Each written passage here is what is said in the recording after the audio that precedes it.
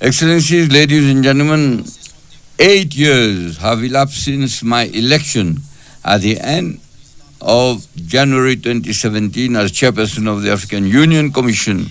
At this moment, loaded with history, meanings and symbols, I would like to fulfill the moral duty of presenting to you the broad outlines of the outcome of these 2 terms. Thanks to this journey, I have deeply imbued myself with both what makes the greatness and the influence of our continent, of our continental organization, as well as the various constraints and limitations that have hindered the rhythm of our pace. I have crisscrossed this beautiful and fantastic continent. I feel deeply proud, having visited at least once all the 55 member states of our union. The opportunity that this moment affords is historical and unique. I will try to fulfill the dual obligation of reporting and also raising some questions about some issues, being well aware that we must not absolutely abuse of your precious time.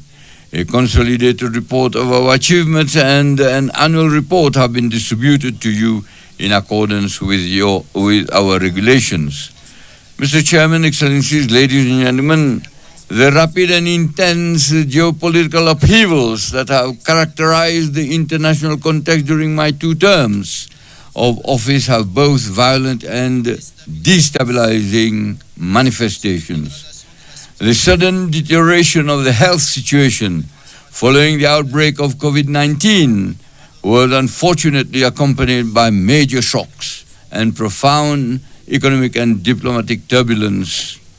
For Africa, this resulted in an increase in the debt burden, a decline in public and private investment flows, violence and the prevalence of some African conflicts, the collapse of Pan-Africanism and the chains of African solidarity, manifestations of the obsolescence of African institutions, external appetites in Africa, obvious deficiencies in governance and leadership in Africa and even in the world, and the crisis of multilateralism after the Second World War, and so on, and so on.